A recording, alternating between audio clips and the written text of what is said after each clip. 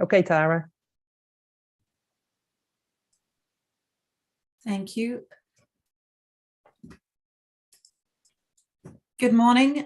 Thank you for joining us and welcome to this Atlas webinar looking at our recent review about COVID. My name is Tara Duncan. I am the chair of Atlas. I'm based at Dalarna University in Sweden, and before I explain what we're going to do today, I thought I'd just say a little bit about Atlas. Atlas is an organization that has existed for just over 30 years. We have chapters in Europe, Africa, Asia, Oceania, Latin America, and we are an active network of researchers, students, practitioners, looking for ways in which to network and collaborate and keep tourism alive and well in all different aspects. We have numerous special interest groups ranging from dark tourism to business tourism, cultural and heritage tourism, tourism heritage and education, visual methods in tourism, climate change. So please do check out our website if you'd like to know more. We also regularly run conferences, seminars, and online webinars, especially over the last few years, with our annual European conference happening later this year in early September in Cork in Ireland. And again, you can find more information about that on our website. But today we are here to talk about COVID and what's been happening over the last few years. So we are focusing on the Atlas Review, which came out recently, volume 22, number 1, with a number of papers looking at the corona crisis and some reflections. This follows on from a very similar undertaking that we did in early to mid 2020, where we produced a publication and had a webinar looking at what we now see as the beginning of the pandemic and sort of what people's reflections were on that. And so we invited authors then and now to give us their thoughts and to reflect on what's happening. So today, what we will do is I will ask each of the speakers, all of who have contributed to this volume, to do a sort of little pitch about what they talked about in their writing, maximum 5 minutes, and I will try and keep you to time on that. And following that, we will then have a discussion amongst the authors, but also please do put your questions into the chat on YouTube, and we will ask the speakers questions. So please do put your chats in the text in the chat there, and we will make sure that they get passed on. We will try and keep this to about an hour. We have it scheduled for an hour and a half, but we'll try and keep it closer to an hour, but we will see how we go. So without further ado, what I'd like to do is invite our first speaker, Jim Butcher from Canterbury Christchurch University in the UK, to give us a sort of short presentation. Over to you, Jim. Thank you. Thanks very much, Tara, and thanks to Atlas for organising these great events. The blurb at the start of the Atlas bulletin has a quote from Johan Harari, and the quote starts by saying, "Humankind is facing a global crisis," and it finishes by saying, "Yes, the storm will pass. Humankind will survive. Most of us will still be alive." Well, I don't in any way want to play down the devastation that COVID has caused to people's lives and continues to do. But I think it's worth making the point that over 99.95% of us will still be alive. In fact, the COVID crisis, compared with previous pandemics and previous similar disasters through history, has been, one could argue, relatively mild. The Great Plague in the 1600s wiped out 30 to 50% of Europe's population. In the 1400s, smallpox killed 90% of Native Americans and 12% of the world's population. Bubonic plague in the 14th century killed 50% of the world's population. And then even more recently, of course, we've got the experience of Spanish flu after the First World War as well. Now, the reason I make this point is because I think it's really, really important when we're talking about a reset, a new normal and things like that, to really try to look at what we're responding to and how we're responding to it. Yeah, I mean, as I say, and I made the point in the first contribution to the first bulletin, how tourism and events have been really devastated. And, you know, the two things that tourism relies upon, traveling and being with people, both of those things became very, very problematic. And I think we need to always sort of bear that in mind. it seems to me a lot of the talk about a new normal and a reset is premised on the idea that we don't want to return to the past. We don't want to return to the problems of over-tourism. We don't want to return to rampant so-called comatose consumerism. We want to address those problems as we come out of the pandemic. And I've got great sympathy with those views, but I do disagree with some of them. I think it's interesting as well that those views are strongly associated now with the rubric social justice, critical tourism studies, and even in some cases post and anti-capitalism. There's a sort of radical cachet that's attached to that. I feel that there's a couple of sociologists who've made contributions that I think are quite interesting in thinking through how we respond to tourism's problems and how we respond to the pandemic and things like that. One is the American sociologist Joel Best, who writes a great deal about social problems, and his whole kind of thing is looking at how problems, objective problems in society, become recast as societal and social problems, if you like, defining problems. And I think that's quite a good author to look at, really, because my feeling is that this is happening sometimes in tourism studies. Things that are absolutely problems in Barcelona, in Venice, in Amsterdam, in small islands, things like that, are being recast as the problem, the social problem, and in a sense abstracted and taken out of context. And I see, to a certain extent, some of the stuff around sort of over tourism, in that way, really. Another sociologist, Frank Furedi, has talked of a culture of fear, the idea that there's a kind of free-floating fear in our societies that don't have a clear sense of themselves today or their future.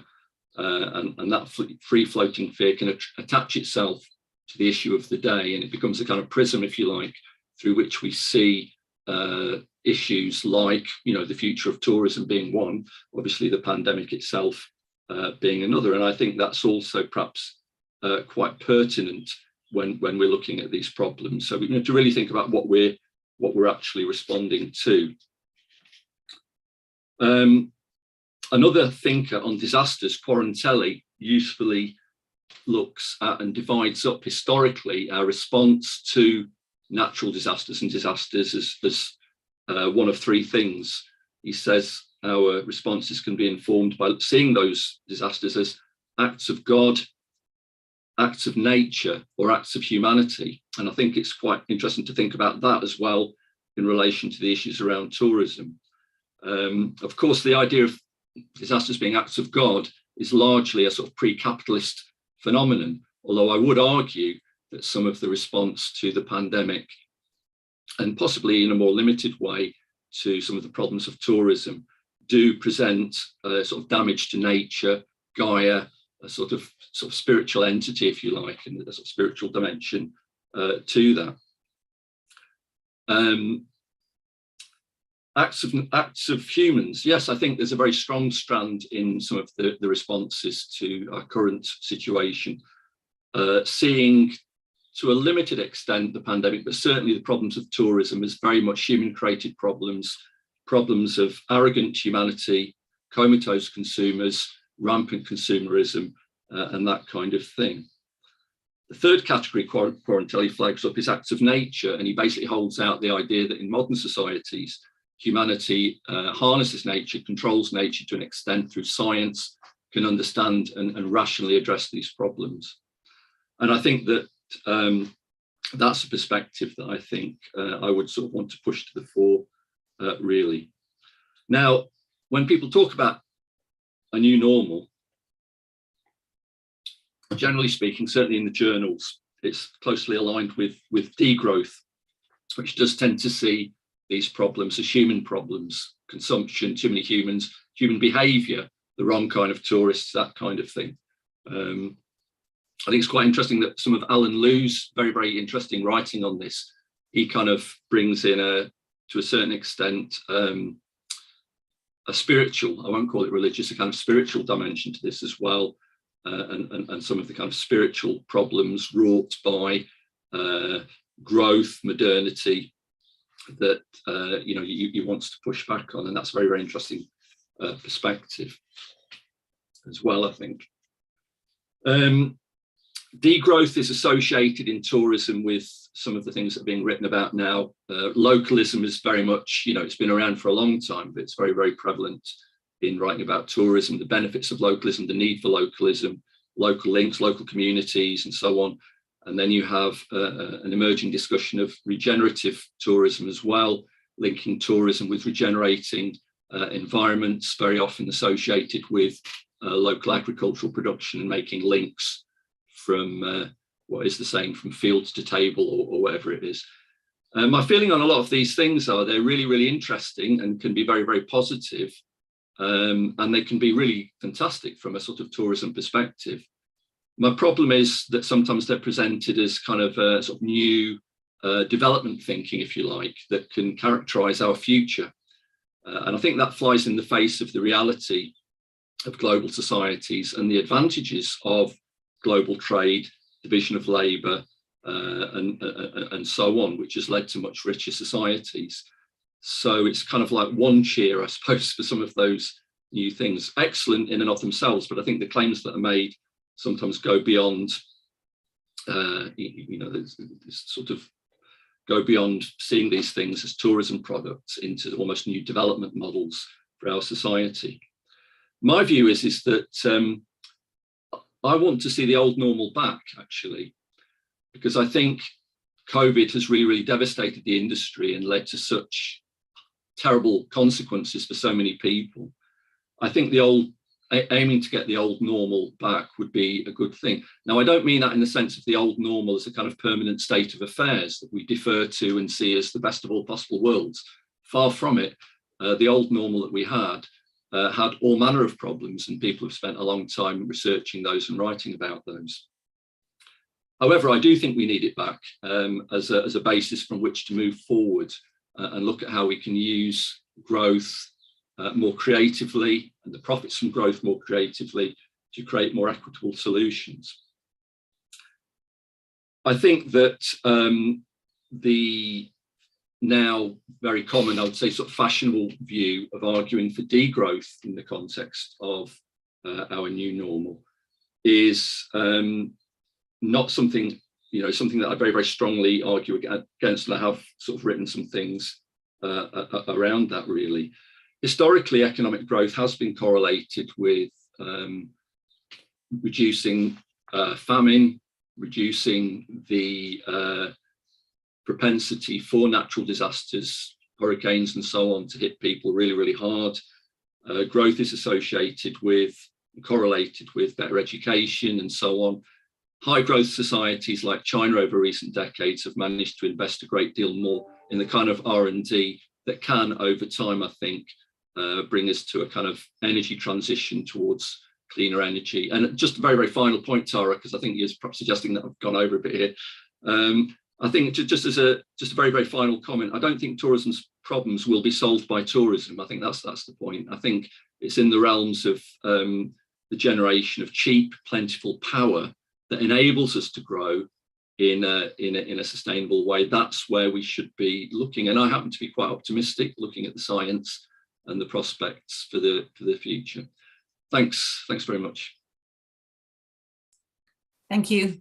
Thank you very much, Jim. Thank you for that. That follows on really nicely from what you've said in your paper. Okay, so now I'm going to ask Paolo Russo to talk to us. Paolo's from, and I'm sorry, Paolo, I'm probably going to butcher the pronunciation of this, the University of Rovira y Virgila in Spain. And I will let you talk about your paper, which focuses on some recent work from your Horizon 2020 project. Thank you. Thank you, Tara. Thanks, everybody. It's a pleasure to be with you again in an Atlas webinar. So I will start briefly from where I left it with the previous edition of our Atlas review in 2020, where I argued that dramatic as it has been with all the suffering and the economic issues related to that, the disruption produced by COVID could have been an opportunity to assess issues of social exclusion in tourist places and promote alternative models, which could be more socially resilient. I don't necessarily bring in the debate on degrowth here, but certainly to embrace different growth models which have more chances to benefit the society at destination level. And my point was that such models, such alternatives could have been promoted through more effective standards or paradigms of regulation of the growth of supply, or its intensification, or even its quality, which would translate in beneficial terms in terms of employment opportunities. So the whole point was that COVID obliged for a period and sometime into the future, tourist company locally to have to do more with less, and that could have been a trigger for the destination ecosystem to embrace such a transition towards a more socially inclusive tourism and more resilient communities. Now, in my new piece, 1.5 years or 2 years afterwards, I am focusing very much on the question of tourism labor, because that's the direction that the project Smart Test, which I am coordinating since just before the beginning of the pandemic, is about, at least when we focus on our case study within this project, but it's a more general transversal dimension of the research that we do in this project. Now, we know from the literature, with nuances, of course, that labor disadvantage in the travel and tourism industry is deep. That innovation, and this is a more recent finding, that innovation in travel and hospitality, like the most evident case of that, the eruption of the platform economy and of digitalization in general in tourism, has to some extent sanctioned precarity and favored casual work in tourism. And so this observation allow me to refer back to the old debate whether tourism labor in places which could be more or less dependent on tourism as a last resort economic growth strategy, if tourism labor in these conditions is better than nothing, versus an idea that anyway labor should be dignified, that workers should have the right to remain, to afford the living in the place where they work, and to have chances for social escalation. Now, our relational approach to the analysis of the impacts of tourism on resident communities suggests that mobile and less mobile place users compete for space, so that the agency of tourism could be an engine of disruption, of a resituation of the power of local communities. And in this approach, tourism sector workers, as citizens, as residents in a tourist destination, are weak in this negotiation. So we might face the paradox, and we have plenty of evidence to contrast this hypothesis in, I would say, mostly in cities in the global north. That's where this kind of like polarizations have been more pronounced, that successful tourist places may end up being places where tourism workers cannot afford living. No. Now, where are we with this evidence after COVID? So what has changed, or what has been continuing of these evidence after what we experienced during the pandemic, and probably sometime into the future? Now, I want to bring in some evidence that we got from Barcelona in the Smartest project. Everybody sort of knows Barcelona as a incredibly successful case of urban regeneration and post-industrial economic transition, where tourism has been an integral dimension of placemaking and place branding. For a long period, tourism has been totally functional to, let's say, redo the social composition of the city after the dictatorship, after the transition period, and after the industrial history of the city.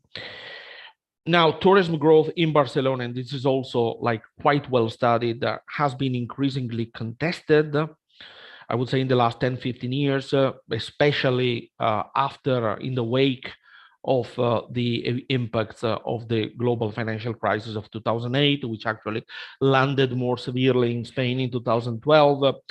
And this contestation is basically due to the adverse social effects that the tourism growth was starting to have on local communities.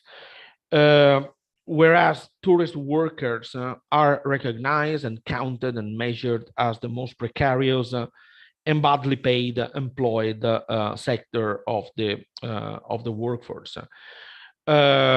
We have to be careful about definition of precarity here, and it's mostly connected with having discontinuous and irregular employment conditions, of being outsourced as workers to intermediary companies, not having access to social security standards as the other workers, etc.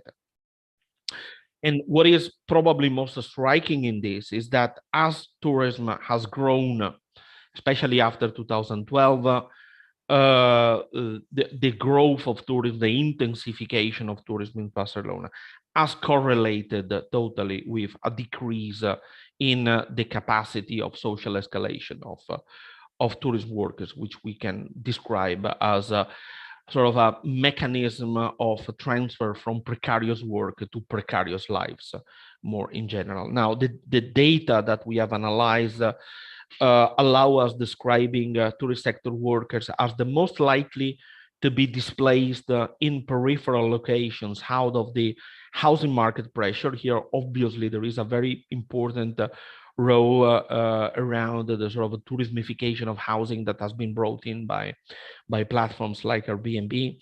And it's especially single parent female households and older Spaniard workers that have been suffering the worst effect of this recombination or restructuring of the housing market. So precarious workers do not have access or have increasingly more problematic access to the housing market in the city where they work.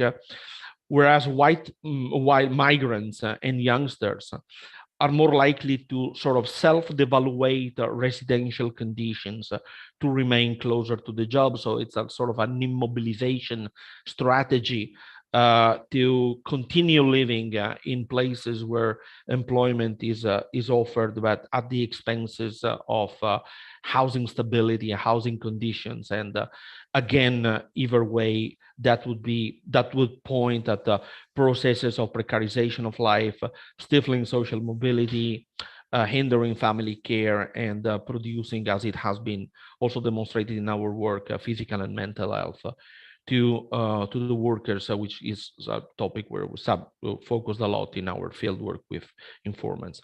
Such processes were here before COVID, and they might be back with a vengeance when we go back to normal, when recovery is achieved. We know that the recovery, at least at this high season this summer, is not going to be absolutely the same as in 2019, but there are signs that in many European cities like Barcelona or Mediterranean destinations, we are almost there. In cities and the regional economies that have pointed massively on tourism earlier on for recovery from the global financial crisis. So my last point is, where is this going to at the edge of this full recovery? Well, the pressure on the housing market has not subsided during COVID to the point of compensating the lost earnings of workers. So in this negotiation for place workers continue to be on the losing side in spite of the temporary subsidization of the pressure on the housing market. There has been almost no reconversion from tourism to other sectors for formally employed workers that have been in suspension of employment, precisely because the welfare schemes have sort of obliged the workers to stay put and wait for the storm to be over, but it has stifled also the search for other employment opportunities. Whereas informal workers, which are a lot, and one of the big black boxes that we have in tourism research is that it's very difficult to count, to measure informal work, had no access to such welfare schemes. There have been uneven possibilities to stay put, to become immobile and work from home during the brief recovery periods that we have experienced so far. And this is also going to be like a change in the situation of people, of lives, of citizens when the whole thing will start over again. We could say that after COVID, the negotiation for the city is even more unequal. As tourism restarts, a weakened working class is at more severe risk of exclusion. And policy, and I'm basically thinking not to tourist policy as we know it, but rather at labor policy and housing reforms could have mitigated such pressure structurally. In Spain, something has been done about it. However, the hegemonic voices in the recovery debate insist on regrowth. There is no model change in sight, either favored by European funding or by marketing strategies taken at local level. And on this, I quite agree with the last statement that Jim did in his speech, that this is basically maybe not the ideal situation, the back to business as usual or the restart situation, but it is something that has to be tackled in terms of power relations, and we are still on that. So I'd like to stop here, and thanks for your attention. Thank you, Paolo. And thank you for linking back to Jim's paper. I think you could see some of the things you were saying, that there's definitely conversations to be had there. Okay, let's move on to our third speaker, Luqi Yang, also based at the Universitat Rovira i Vigila. I'm sure I'm saying that wrong. And Luqi and colleagues have done a thematic analysis of some of the literature. So Luqi, I will hand over to you. Okay, thanks so much, Tala. Good morning, everyone. I'm Luqi Yang. I'm now a current student, a doctoral student from the Universidad Rovira i Vigili, and thanks very much for this opportunity to share and discuss about our results and some ideas upon the sustainable development of the tourism industry under the pandemic backgrounds.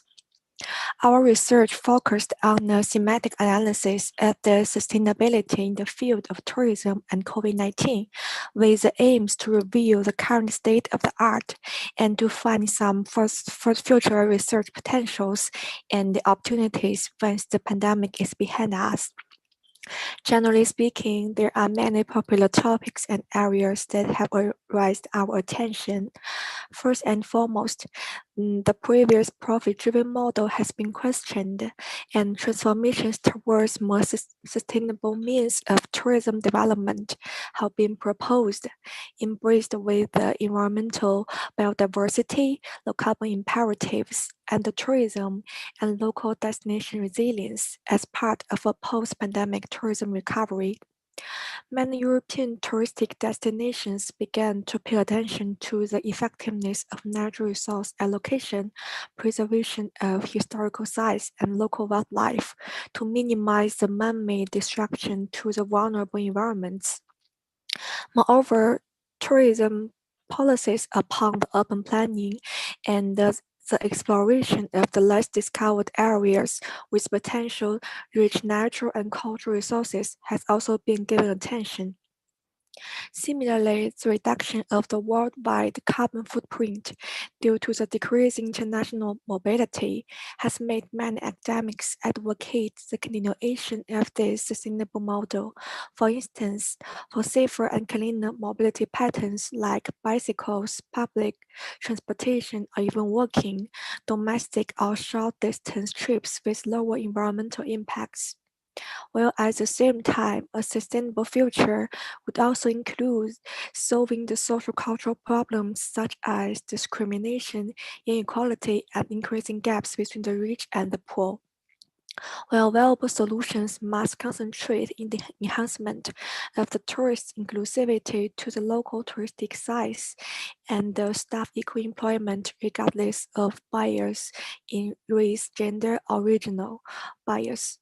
Well, on the one hand, open communications, social caring, and flexible crisis responses would be of beneficial in handling the problems, while on the other hand, attention is also paid to the wide utilization of innovative products such as artificial intelligence, virtual reality, robots, social media, into the tourism industry to provide the immersive customer experiences, satisfaction, sustainable business operations, and staff cares.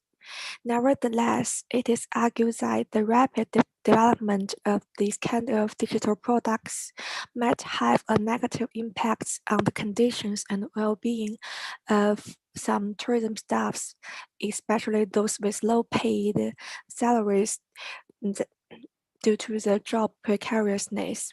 That's how to make the balance between the new technologies and the handling of the social cultural problems would be of potential in the construction of the sustainable tourism model in the future. The pandemic has imposed new challenges to the global tourism sustainable development.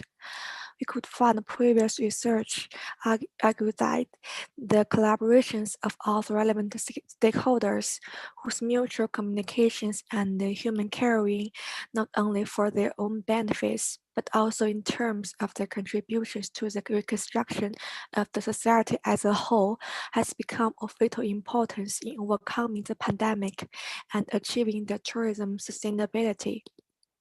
The pandemic is still existing, and thus further investigations into tourism responsible practices and their significance in handling the upcoming problems induced by the pandemic should be expected to promote the general efficiency and stability of the whole industry. Thanks so much. Vicky, thanks for keeping great to time as well. And thank you for that overview. I think that's a really useful overview of your paper. Okay, moving on. Our next speaker is Chin-Yi Ong, based at Sun Yat-sen University. And he's going to reflect on his experiences of traveling over the last few years and give us an Asian perspective that perhaps some of us based in Europe have missed. So Chin-Yi, over to you. Thanks very much. Right, thanks, Tara. So like what Tara just mentioned, this is a reflective piece of what happens within China as the corona crisis happens in 2020 and 2021. So what I observe here is a type of travel resilience that has persisted that 2 years. So for much of that 2 years, residents in China, including Chinese nationals and also foreigners working in the country, have been able to travel. So such travels have included field trips for students enrolled in classes, research field work, and so on. And also conferences have been happening in that 2 years mostly. I mean, there were ups and downs in that 2 years, but for much of it, it is possible. But one important caveat, much of this tourism resilience is internal. So domestic tourism has been happening in that 2 years for much of it, but not externally. So there's no inbound tourism per se. And it is worthwhile noting this because for China, the inbound tourism has never been that important, unlike many other countries. And that is because of the large domestic economy, or what the Chinese state likes to call a kind of a dual circulation of their economy. And also because domestic tourism within China has had a very strong political bent. So tourism within China for Chinese nationals have been touted as a kind of national education, a way to instill cultural values and national pride within the territory. So, and coupled with the sheer size of the Chinese domestic tourism market, Chinese tourist attractions before COVID strikes have always been largely dependent on domestic tourists. And international tourists have a role to play, but compared to many other countries, it is a much smaller role. In some attractions, I would dare say that international tourists are actually tolerated. I say this because I'm a foreigner actually. So I do find it difficult, both pre-COVID and post-COVID, to get myself registered in some of these attraction registers. When you have to purchase tickets and so on. As a foreigner, you will have to have a different registration system used, different types of ticketing, so on and so forth. So in some ways, you can also jokingly say that the international tourists are actually tolerated, and also because beyond the more standardized low-cost bus tours and so on, which has happened largely at the turn of the 2000s. Right now, pre-COVID, and also what has been going on the last 2 years, you do see tourism being heavily a middle-class experience. So there is more tourism diversification happening in that spectrum. More tourist products, more tourist experiences being created for this group of consumers, and the low-cost bus tours is something that is starting to fade out. So overall, I would say that reflecting on the last 2 years, the custody and the care of the workers and citizens in China is something that allow domestic tourism to continue to happen, resulting in that kind of a resilience. But however, and of course that created a series of biopolitical devices and programs which really monitors health in terms of nucleic acid test reporting, and also many times a kind of approximation of somebody's health, and that is so-called health codes, which approximates somebody's health based on the areas the person have gone to before, the travel itinerary. However, this model of custody and care is increasingly under strain as a result of the more transmissible Omicron strain and the greater efforts that were required to actually keep the virus at bay. Yeah. So with this, I hand on to our next. I'll hand this back to Tara and the next speakers. Thank you. Many thanks, Chinny. I really enjoyed your paper. It really made me think. And living in Sweden, which is obviously such a different country, but at the same time, I recognize some of the experiences because Sweden's done the pandemic very differently to many my other colleagues in Europe. But it was really interesting to see some of your reflections. So thank you for that. And finally, our last presenter for today, René van der Dum from Wageningen University in the Netherlands. I'll hand over to you to talk about COVID's impact on sub-Saharan Africa. Thank you. Yes, thank you very much, Tara. I'll keep it short. But indeed, I focus on sub-Saharan Africa and the relation also between tourism and nature conservation. In 2020, an estimated of 12.5 million jobs in the travel and tourism industry were lost in Africa. It's an equivalent to around 50% of tourism employment.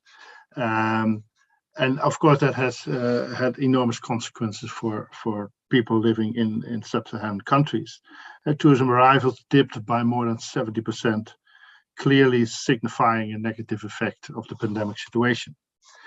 But what is of my interest especially is that tourism is also an important source for managing protected areas, funding source, and provides jobs for people living near national parks and wildlife.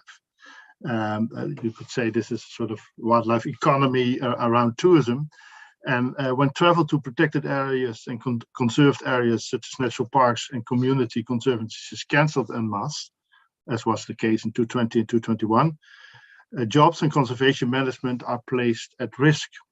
And evidence from Namibia, South Africa, Kenya, and Uganda illustrates the serious consequences of the standstill for tourism. Serious consequences for, on the one hand, conservation, but also the serious consequences for local people living in or near those conservation areas. And although early 2022, both UNWTO as WTTC clearly signaled signs of recovery, the numbers are still low. Just as a comparison, in 2021, the number was around minus 70% compared to 2019, and now it's around 65%. So what does that mean for the future of tourism in protected areas?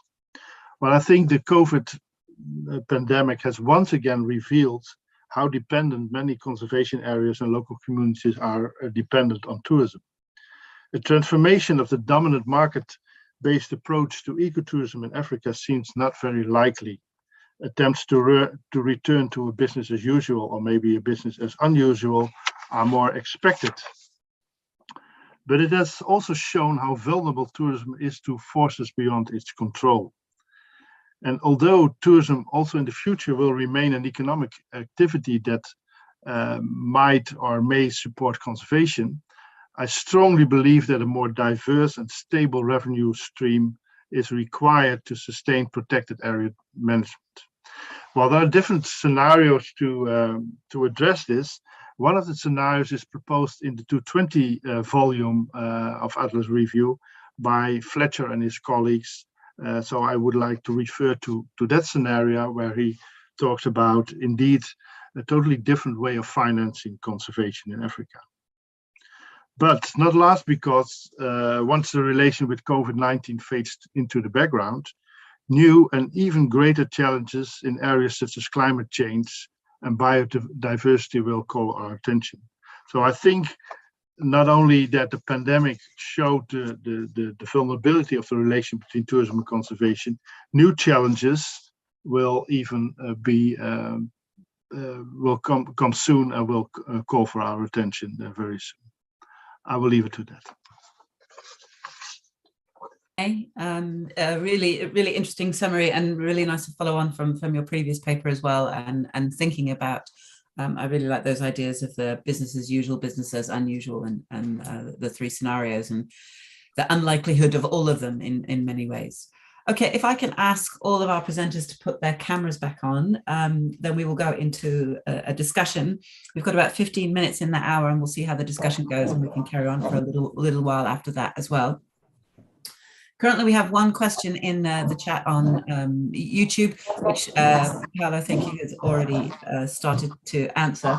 And that's from, and I hope I pronounced this right, Matthias Jurgensen,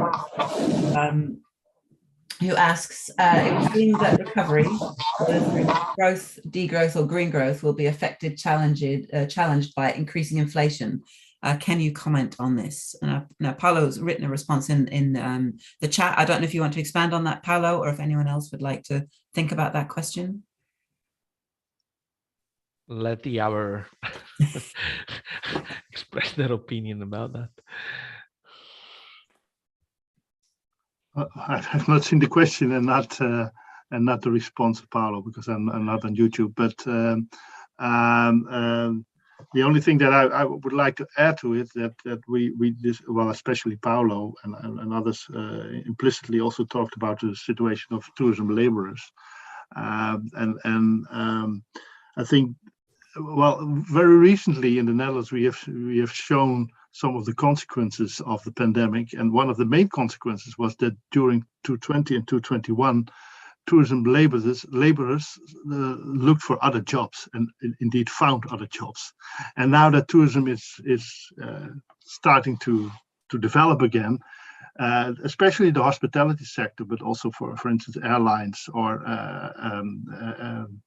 Schiphol Airport, facing an enormous shortage of people. And why? Because the jobs are very low paid and people found other jobs.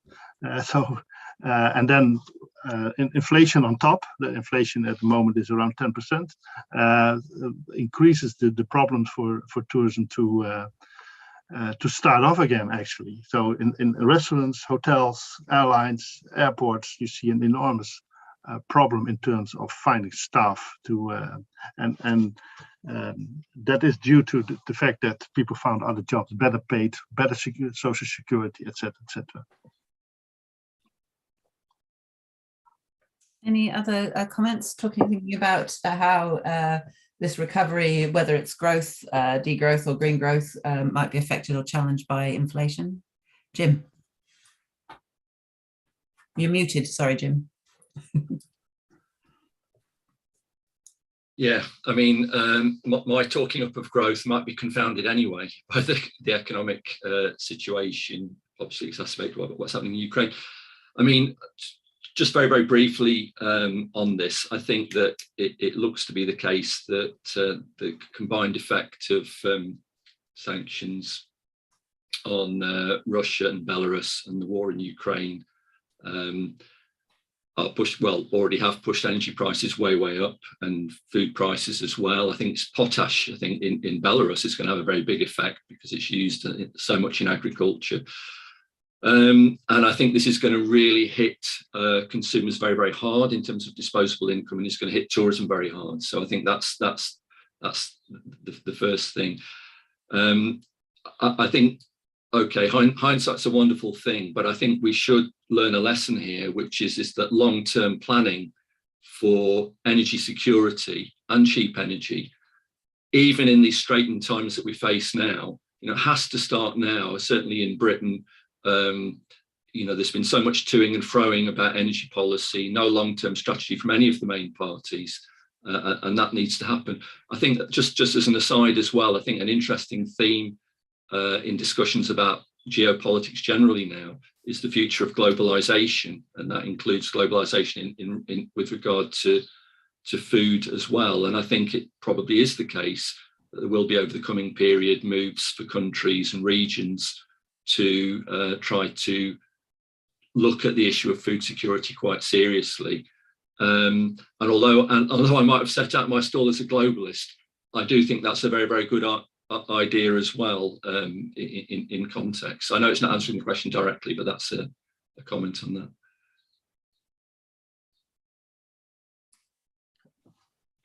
Any other comments, Ginny?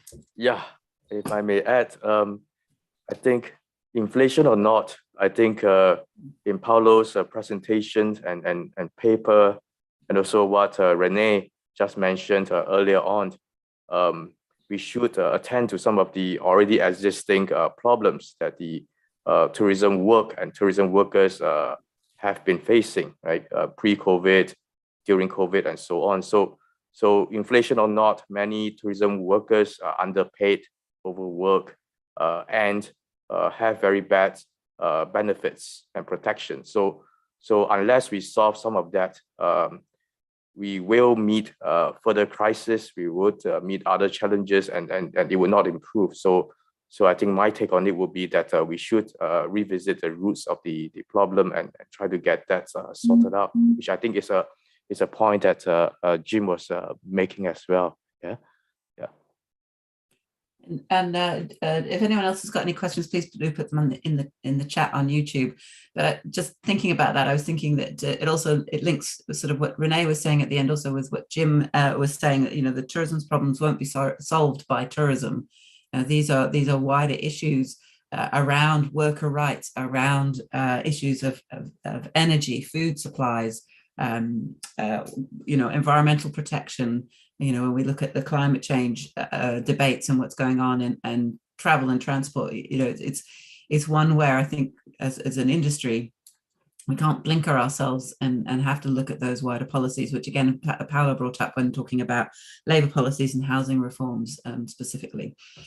Well, if no one else has got a question online, please do put questions online. I will try and ask something when reading through. And one of the things in reading through all of the papers, and one of the papers that unfortunately wasn't able to be presented today by Laura James and Karina Wren from Aalborg University in Denmark, they talked about sort of modest configurations or modest reconfigurations, specifically around some research they've been doing with entrepreneurs. And they sort of talks of transformational moments or sparks. They use the term sparks, and tinkering, as in tinkering with these things. And I was just thinking about, Paolo, your sort of examples of Barcelona, perhaps, and how perhaps their ideas of tinkering and sparks and this sort of, and relating back to Renee's businesses, or returning to businesses unusual.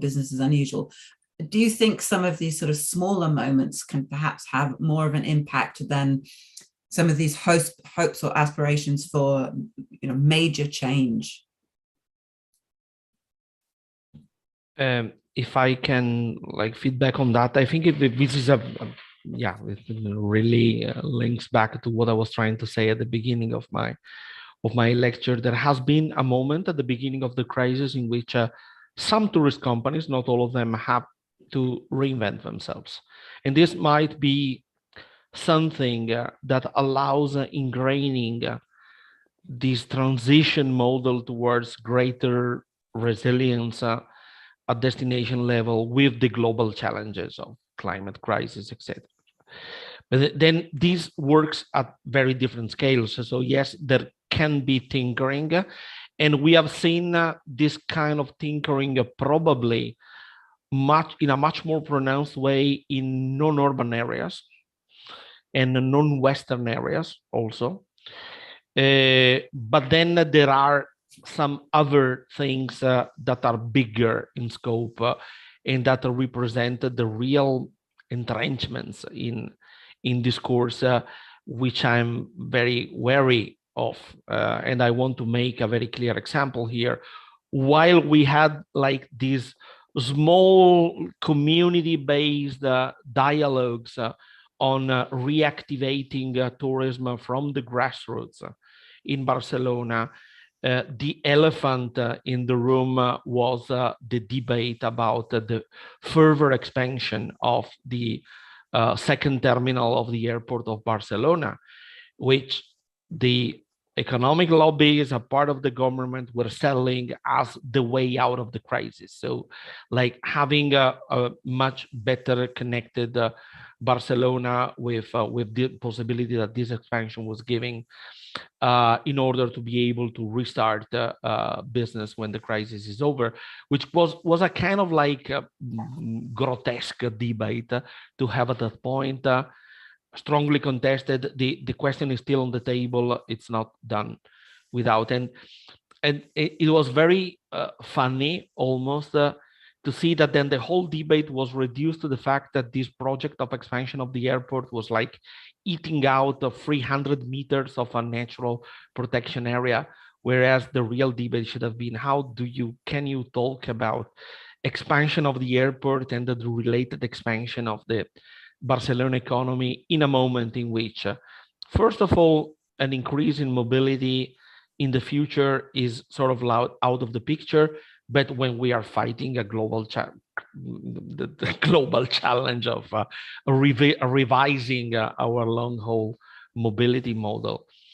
So I suspect that many other things have been going on in Barcelona that go in the direction of generating momentum for change, but then the whole debate is eclipsed by this kind of lunatic debates that we have on infrastructure expansion. I know I asked a bit of a rambling question. Does anyone else have any comments that they would like to make on that? Yes, me please. Yeah, Iliki.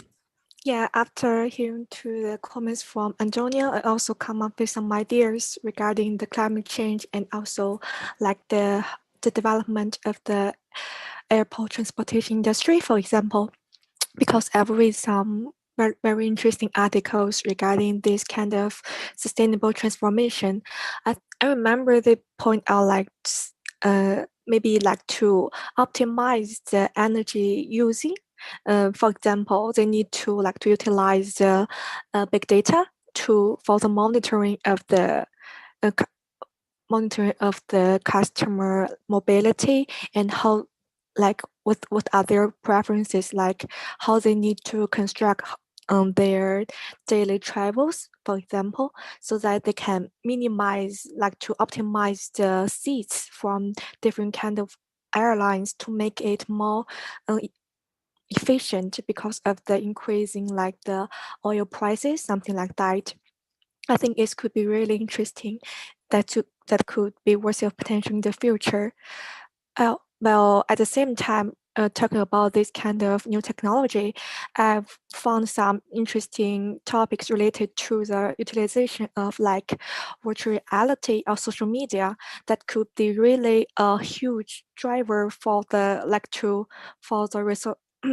for the regeneration and like the relief for the tourists and also some other kind of stakeholders, psychological or mental problems, like they would feel so lonely when they were isolated at home, and this kind of online participations might solve the problems, etc.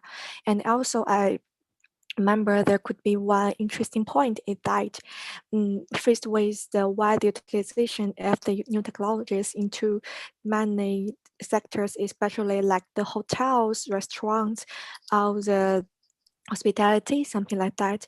That could be one point is that the maybe the technology substitution to the repetitive work stuff, like it might be a threat to the very low paid staffs, while there also be some voices that could be not might be a threat, because if some kinds of new technologies like automation, for example, for the updating of the customer files, that might not be a threat to this kind of low paid jobs. Well, this could be true that would be a big turnover for the whole industry, especially regarding the frontline staffs, especially for the hotels or restaurants. Well, there might be also like this kind of technology might provide some opportunities in different kinds of places like museums, seeing sports, or some other places that could be devoted to some high-skilled staff, and also that could be also benefits the whole experiences of the tourists as well. Thanks. Thank you, Loki. Some really good points in there, and especially around that technology and work, which I think there's so many arguments we can have in there about whether technology in tourism and hospitality is going to be beneficial for the sector in terms of jobs and work and make it more skilled, or whether it's also has the opposite effect of reducing employment.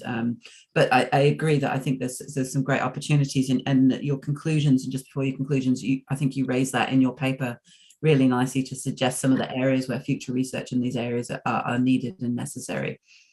And also, I think links to other papers in the review, Melanie Smith's paper about wellness tourism, and while she recognizes the discrimination, some of the ways in which wellness tourism can fit into these, and also that diversification into online, such as the meetings and convention sector and events, and how they have tried over COVID to be to think outside the box, perhaps we could say, to think about different ways. Did anyone have any other comments? I'm still waiting for questions, and Paolo suggests that someone in the audience might ask us a question. But sort of linking to my previous one, I'm thinking about what Paolo was saying.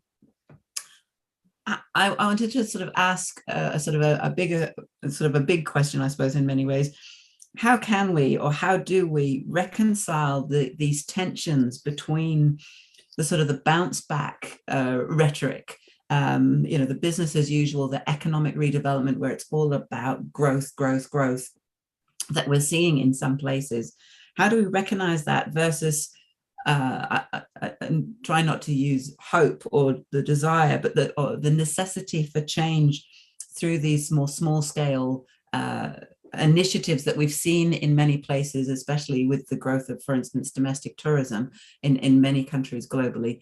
And so that the smaller providers, the SMEs, which we know the industry is made up of, how do we reconcile the sort of that big business bounce back rhetoric versus these smaller initiatives that could hope that might better reflect the hope or the desire for the sustainable elements of tourism continuation?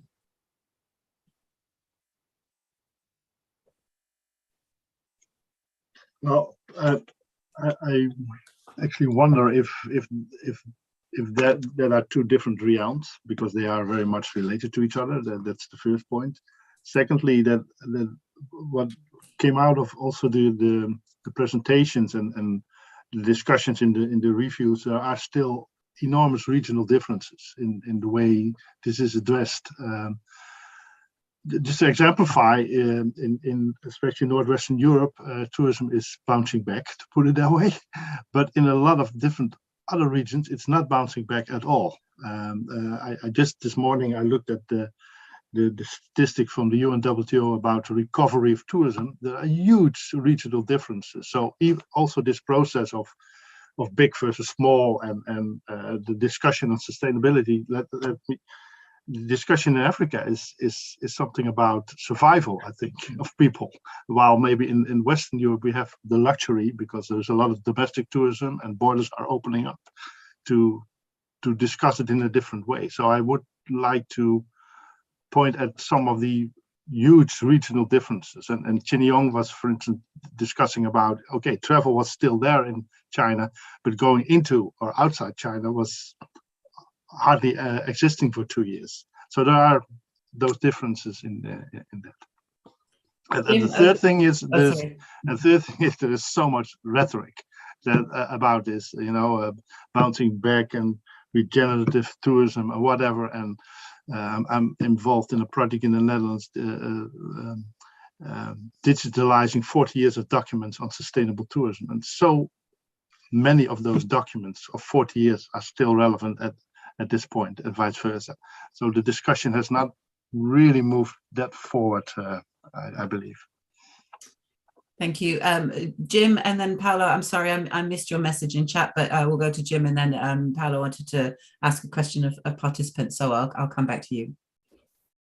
Yeah, I agree with what Rennie said, really. I think it is true rhetorically, these things are often placed in tension with one another. The small scale innovative project, and then the grand impersonal sort of figure of growth. But I think we ought to sort of challenge that, really, because on the one hand, the wealth that enables people to visit, the local vineyard, comes from the large scale mining well, probably not mining these days as it happens, nuclear facility down the road here in Kent, for example. But I think there's a kind of interesting point to make here that I think, and I mentioned it briefly in my talk here, is I think sometimes people do conflate these two levels of analysis together, really. So I sometimes read a paper on something like regenerative tourism, and I think it's very good, and very good for the industry, and actually very good for growth in a sense, but essentially small scale, and it kind of fits, in a particular locality. But then towards the end of the paper, there are grand statements made about sort of linking this to, as a sort of new form of sustainable development, and implicitly or sometimes explicitly counterposed to, the nuclear plant, the airports, the factories and the city. And I think that counterposition in theory and in practice is quite problematic, and we ought to think about that. Thank you. Now, before we move on to Paolo, did anyone have any other further comments on that? I'm aware that we've gone over the hour, so I don't want us to keep us too long, but I think we've got a discussion going, so it'd be nice to continue. Okay, Paolo, over to you. I had just a comment on Renee's about this migration of work out of tourism in Amsterdam, and this is really one of the things that invites us to analyze the context, and the position of labor in different contexts is completely different. So we have a case, Amsterdam is one of our case studies. We have a context in which the position of tourism labor is sort of liquid in the sense of providing an opportunities for certain sectors of the labor market, but which could be easily flowing to other sectors if the needs comes to it. And then we have situations of dependence where this migration is not so easy. And I'm strongly arguing that yes, the global South could face this with enormous strength. The problem of the immobilization of tourism work in a sector which is vulnerable. On the other hand, what we are seeing is that also many European cities are finding themselves in the same situation. Nobody talked about Barcelona as a tourist-dependent place until very recently, and that is something that makes us think of the way in which urban economies have been evolving around tourism and around mobilities in general as a problematic dimension that needs to be tackled, maybe with a different vocabulary and different policy tools. No, but the comments I was doing was referring back to some of your last observations about the role of multi-scale policy in all that. I don't expect localities to be able to come to grips in an integral way with these tensions between the global and the local, but there is certainly a role for national governments and more so for international institutions like the European Commission. And I have seen that the European Commission, I don't know if this is also the perception you had, that was very keen on talking about restarting mobilities, but with a new, let's say, a new angle, a new set of advantages for doing it better and more rational and more efficient. Whereas in the end, this really didn't materialize in the way in which recovery money are being spent. At least this is the impression we are having. And I want to make a very concrete example about that. I insist that we come out of years of debate about over-tourism, which at the level of the European Union and the European Commission has crystallized in position papers, working papers on at least measuring over-tourism and knowing what over-tourism is about. And then the recent I've seen, the most recent I've seen is a research commission by DG Growth in the European Commission that actually says the way out of the impasse is to reinvigorate the platform economy in hospitality, which basically goes against whatever has been said before, because it's much more flexible than your hotel industry. So reinvigorating and doing without the regulation that have been put in place in these years would be a very good way to restart the tourist business and bring money to the families, which is something that has already been criticized even structurally as a model in previous years. So I think that there should be a bigger role here from European institutions when we talk about Europe. Thank you. Any comments to Paolo's points? I do have a small comment. I do not know whether it hits Paolo's points that directly, but perhaps coming from a lot of the comments earlier. So I think, it seems like post-COVID or coming out of COVID that there is this eternal shiny optimism with big projects. So I remember Paolo mentioned about the expansion of airport in Europe. I follow Singapore quite closely as well. So I think it has just been revealed that Singapore is expanding the 5th terminal of its airport. But I was also talking to a Singaporean friend who actually owns a travel business, which actually did quite well during COVID time. Even it gets picked up by the international press and so on for doing a film-based tour on Crazy Rich Asians. But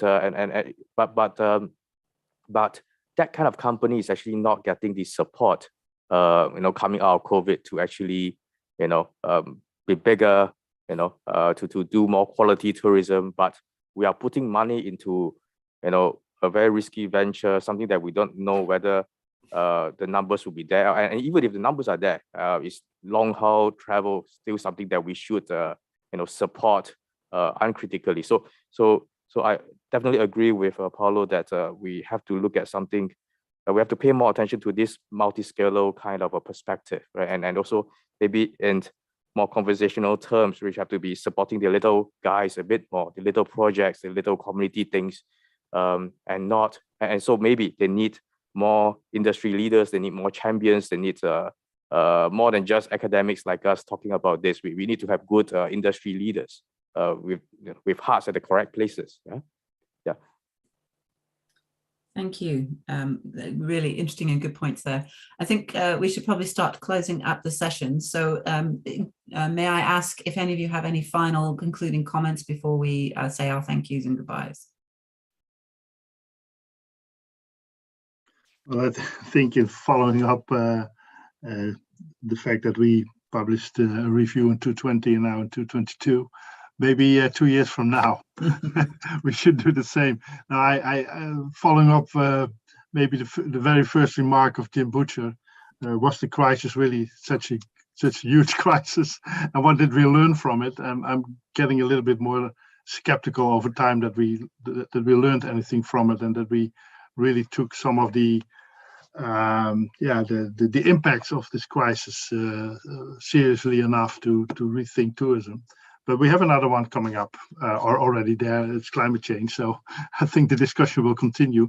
But it would be nice indeed to some of these discussions we have seen in the last 2 years, not only discussions but also developments, if they take on results or not, and look at that. We had also a webinar earlier on with DMOs, with destination marketing or management organizations, and I think that's the same. In the last webinar, they made a lot of comments about doing things differently, but let's see what comes out of that in 2 years' time. Yeah, what exactly is different? Any final comments? In that case, I would like to take the opportunity to thank our speakers here today, Jim, Luki, Paolo, Rene, and Chin-Yi. To thank you also to the other authors of papers, Laura and Karina from Aalborg University, Melanie Smith as well.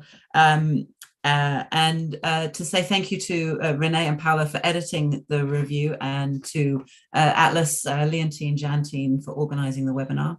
As always, a really interesting webinar. Look out for more events. We will have more coming up. As I said, we've got the annual conference coming up, and we will be continuing webinars. Hopefully, we will also be having in-person events, although part and parcel of being a tourism organization is thinking about how to do that in an ethically sustainable way. But thank you to everyone for joining us. I hope that everyone's gotten everything about it. We will have a recording of this up on our YouTube channel shortly. Thanks again, and have a good day. Thank you. Thank you. Bye-bye.